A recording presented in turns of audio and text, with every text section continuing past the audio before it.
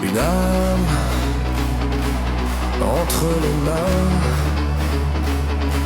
du poison pour la génération de demain, un message pour rire, un enfant qui décroche, un groupe qui se moque, un groupe qui condamne et la honte qui colle à la peau. Ça filme, ça partage, ça like, la chute, la descente vers l'enfer. Ça s'acharne à plusieurs, ça devient une meute.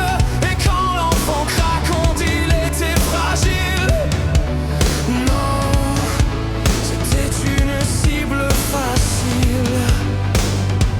On lui dit ignore, on lui dit respire. Mais quand la haine est partout, tu veux fuir. C'est la victime qui s'en va, c'est la victime qui se cache.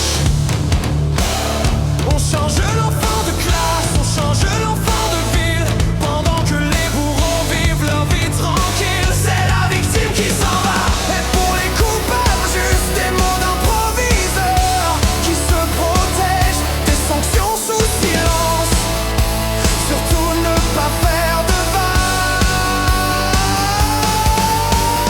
Éducation nationale, vous dites on fait le nécessaire, mais c'est encore une fois toujours trop tard. Un gouvernement qui s'agite avec des plans contre le mal, pendant que l'enfant s'épuise. Les parents nous alertent, ils crient ce que le monde refuse d'admettre. Ce n'est pas un drame isolé, c'est un système qui sait et qui laisse passer. On veut des actes, pas des minutes de silence, parce qu'à force d'attendre, y a des vies qui s'effacent. Et c'est pas un fait divers. C'est une guerre de classe. C'est la victime qui s'en va. Toujours la même histoire.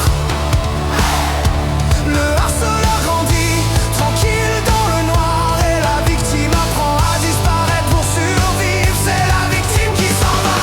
Ne faites plus semblant, il faut punir les faits, pas les enfants, protéger les vivants avant les rubans blancs.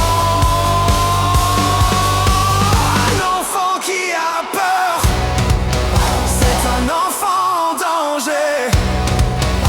Un État qui regarde ailleurs, un État qui banalise les marches blanches. Punissez plutôt les actes, pas les enfants. Agissez maintenant ou comptez les morts.